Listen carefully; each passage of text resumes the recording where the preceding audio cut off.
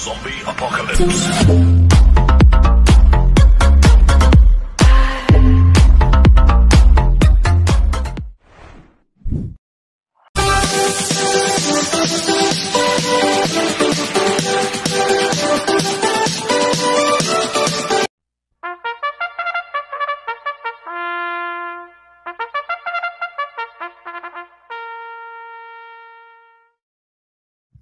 Magandang araw po mga bayang karolista.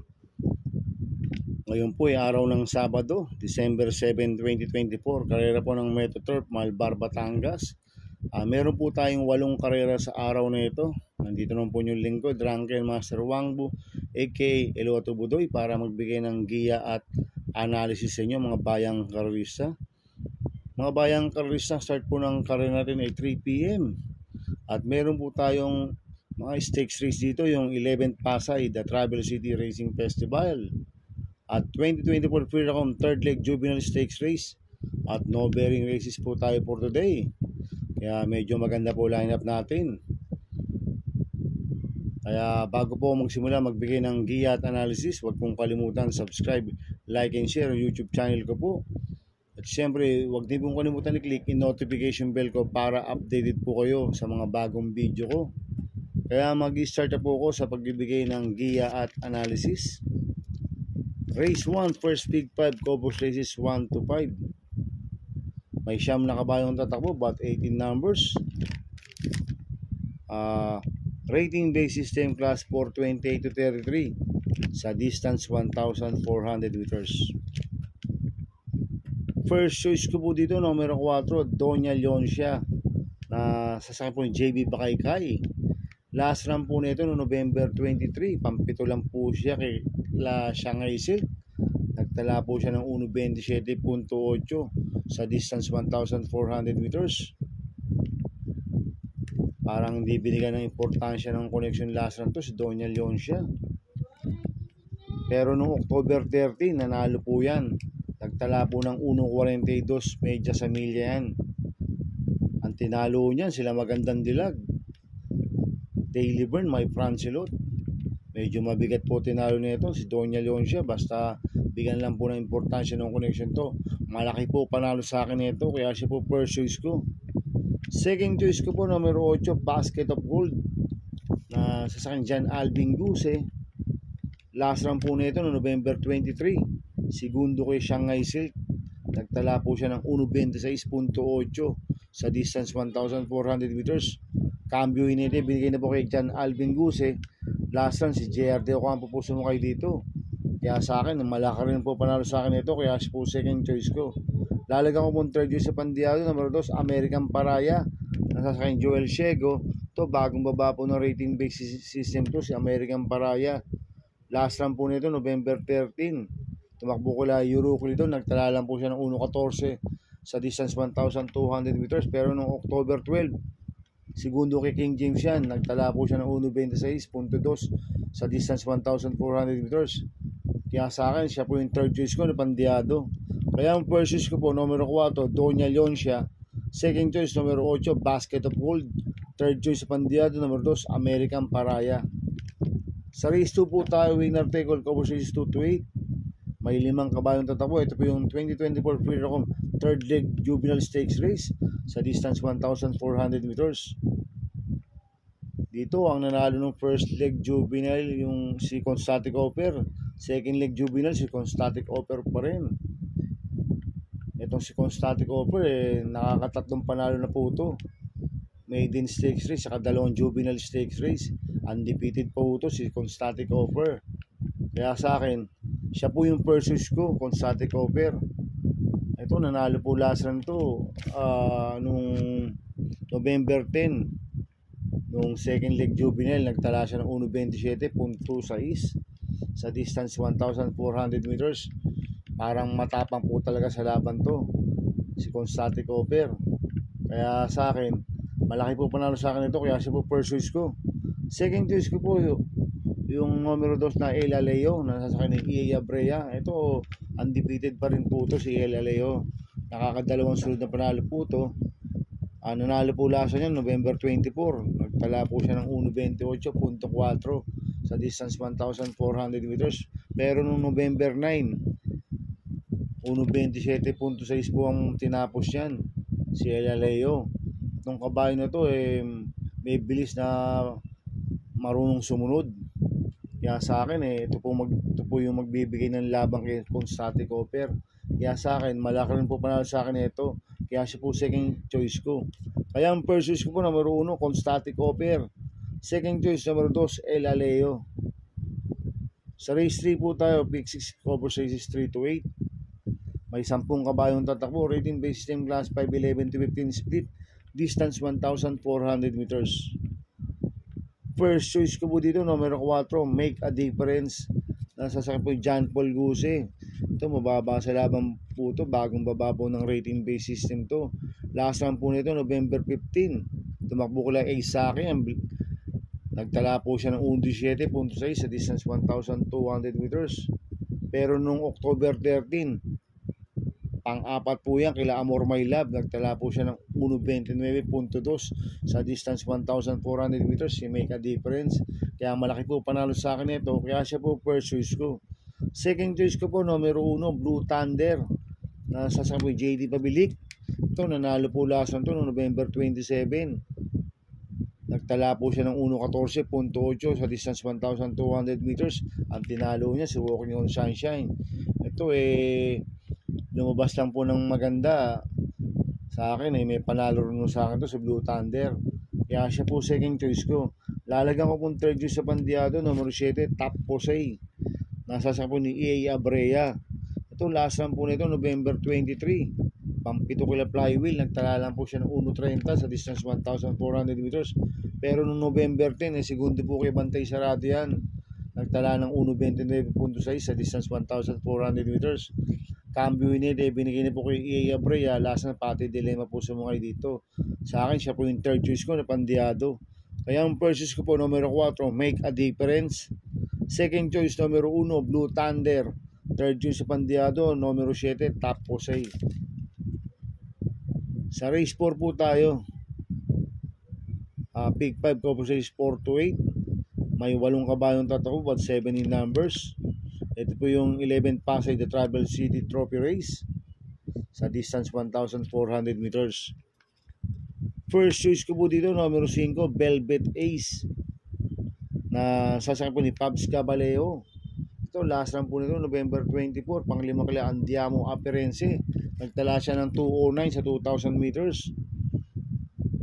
Pero noong November 3, tarsero po yan kila Andiamo Aperense. Nagtala po ng 1.40 media sa milya. Pero noong October 13, segundo kay Sense Spirit yan. Nagtala ng 1.25 sa distance 1,400 meters. Binalik ulit kay Pabs Caballeo. Last run, pati dilemma po sa mga dito. Kumbaga mabibigat lang po nakakalaban na ito sila Andiamo Aperense at Mano Dura. Kaya sa akin malaki po panalo sa akin ito. Kaya siya po first choice ko. Second choice ko po, Kopulente numero 7, Part-Time Lover. Nasasakyan JD Pabilik. 7A, Eye in the Sky. Nasasakyan John Alvin Guse. Last run po ni Eye in the Sky noong November 24. Pang-apat po kila Magtotobetski yan. Cambio Hinede, binigay na po kay John Alvin Guse. Last run, Charles Reyes po sumakay dito. At ito naman sa Part-Time Lover. Last run po nito, December 1. Tarsero kila Bino Barbarino. Nagtala ng 1.26 sa distance 1,400 meters. Kaya itong Kopulente numero 7 nito, parehas po may panalo to. Kaya sila po second choice ko. Kaya ang first choice ko po, numero 5, Velvet Ace. Second choice, Kopulente numero 7, Part-Time Lover, 7A, Eye in the Sky. Sa race 5 po tayo, Fake 4 covers 5 to 8. May 10 kabayong tatakbo. Rating based system class 422 to 27 split. Distance 1,400 meters. First choice ko po dito, numero 3, Red Queen. Nasasakyan po ni Pabs Caballeo. Etong si Red Queen, last run po nito, November 24. Tumakbo ko lang Andiamo Aperense ito. Kumbaga mabibigat ang nakakalaban ni Red Queen. Pero noong October 13, nanalo yan. Tinalo niya si Peros Treasure. Nagtala ng 1.42 media sa milya. Binalik ulit kay Pabs Caballeo. Lasa Noel Lunar po sumakay dito. Gamay ni Pabs to. Kaya malaki po panalo sa akin ito. Kaya siya po first choice ko. Second choice ko po yung numero 5 Easy Way. Nasa sa akin John Alvin Guse. Nanalo po noong November 23 yan, nakadiyado. Nagtala ng 1.26 sa distance 1,400 meters. Ang tinalo niya sila Sky Story, Winner Parade. Kaya sa akin, may panalo sa akin to, kaya sa po second choice ko. Kaya ang first choice ko po, number 3, Red Queen. Second choice, number 5, Easy Way. Sa race 6 po tayo. May 10 kabayong tatakbo. Rating base system class 4, 1621 split. Distance 1,400 meters. First choice ko po dito, numero 1, Mami's Love. Nasasakyan po ni Kem Malapira. Last run po ni Mami's Love noong November 24. Pang-apat kila Diamond Heart. Nagtala po siya ng 1.43 media sa milya. Itong si Mami's Love, tingin ko siya po magdadala ng unahan dito. Kahit Kem Malapira, maganda post position, nasa balya. Kaya sa akin, malaki po panalo sa akin ito, kaya siya po first choice ko. Second choice ko po, numero 4, Stride of Pink. Nasa sa akin ni Conrad Denson. Last run po nito, November 24. Pang-8 ko na bantay sarado, nagtala po siya ng 1.29.6 sa distance 1,400 meters. Cambio hinete, binigay na po kay Conrad Denson. Last run, si A.R. Ramos lang po sumakay dito. Kaya sa akin, malaki rin po panalo sa akin ito, kaya siya po second choice ko. Lalagan ko pong third choice sa bandiado, numero 7, Mythic Laila. Nasasakyan po ni JC De La Cruz.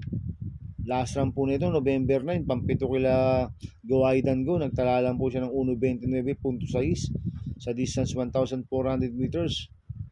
Pero no October 20, segundo po kay Bohemian yan, nagtala po ng 1.28.8 sa distance 1,400 meters. Kaya sa akin, magandang diado ito, kaya siya po third choice ko. Kaya ang first choice ko po, numero 1, Mami's Love. Second choice, numero 4, Stride of Pink. Third choice sa bandiado, numero 7, Mythic Laila.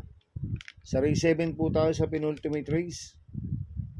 May 9 na kabayong tatakbo. Rating base system class 4, 16-21 split. Sa distance 1,400 meters. First choice ko po dito, numero 7, High Roller. Nasasakyan po ni RM Garcia. Ito, nag-barrel trial po siya noong November 22. Nanalo siya. Nagtala siya ng 1.16.2 sa distance 1,200 meters. Pero last run po na ito, May 19 pa. Segundo kay Amazing. Nagtala po siya ng 1.43 sa milya. Ang tinalo niya, sila ay Dollar Primavera. Si High Roller. Kaya malaki po panalo sa akin ito. Kaya siya po first choice ko. Second choice ko po, numero 8, Carmela's Love. Nasasakyan GL Shego Jr. Last run po nito no October 27. Pang-apat po siya kala Full Combat Order. Nagtala po siya ng 1.26.8 sa distance 1,400 meters. Kaya malaki rin po panalo sa akin ito, kaya siya po second choice ko. Lalagan ko pong third choice sa bandiado, numero 9, Mang Nano. Nasasakyan JB Bakaykay. Last run po nito no October 11. Tumakbo ko lang Manny for Gabriel. Nagtala lang po siya ng 1.15.2. Hindi lang po binigyan ng connection ng connection si Mang Nano. Inayaw lang to last run si Mang Nano. Kaya sa akin, pag nilaban po ng connection to, tingin ko magandang diado to, kaya siya po third choice ko. Kaya ang first choice ko po, numero 7, High Roller. Second choice, numero 8, Carmela's Love. Third choice sa bandiado, numero 9, Mang Nano. Sa race 8 po tayo sa last race. May 14 na kabayong tatakbo. Rating base system class 5, 6-10 sa distance 1,400 meters. First choice ko po dito, numero 12, Walking on Sunshine. Nasasakyan ni Ace Aguila. Last run po nito, November 27. Segundo lang po kay Blue Thunder. Hindi lang po binigyan ng importansya ng connection to, si Walking on Sunshine. Pero noong October 13, tarsero po yan. Kila Guerrero Warriors, Batang Kangkalo, nagtala ng 1.44 sa milya. Mataas ang nilabanan ni Walking on Sunshine last October 13. Kaya sa akin, malaki po panalo sa akin ito. Kaya siya po first choice ko. Second choice ko po, numero 2, Sampaloc Pride. Nasasakyan ni RC Tabor. Last run po na ito, November 24. Segundo kay Polite Bell. Nagtala po siya ng 1.28.2 sa distance 1,400 meters. Kaya sa akin, malaki rin po panalo sa akin ito. Kaya siya po second choice ko. Kaya ang first choice ko po, Numero 12, Walking on Sunshine. Second choice, numero 2, Sampaloc Pride. Good luck and happy racing mga bayang kakrista. Inuulit ko, ito gabay ko lang at analysis ko. Pero pagdating sa tayan, kayo pa din na masusunod. Sana lagi niyo pong panoorin yung ads ko. Huwag niyo pong skip. At mga bayang kakrista, shoutout muna ako. Happy racing po kay Boss Manuel Chua. At happy racing po sa mga taga Barkada TV, kay Paring Paxi Villar. At kay Sir Abin Prinal, kay Chairman Boy Samson, happy racing po sa inyo. At mga bayang karisa, paki-subscribe lang po yung YouTube channel ni Arnel Mendoza. Medyo mahusay rin po magbigay ng giya yan. Si Sir Arnel Mendoza, paki-subscribe na lang rin po yung YouTube channel niya. Kaya mga bayang karisa, maraming salamat po sa inyo. Good luck po sa pangangarera. At kung meron po kayong mga kursunada, isama nyo po. Kaya maraming salamat po and God bless.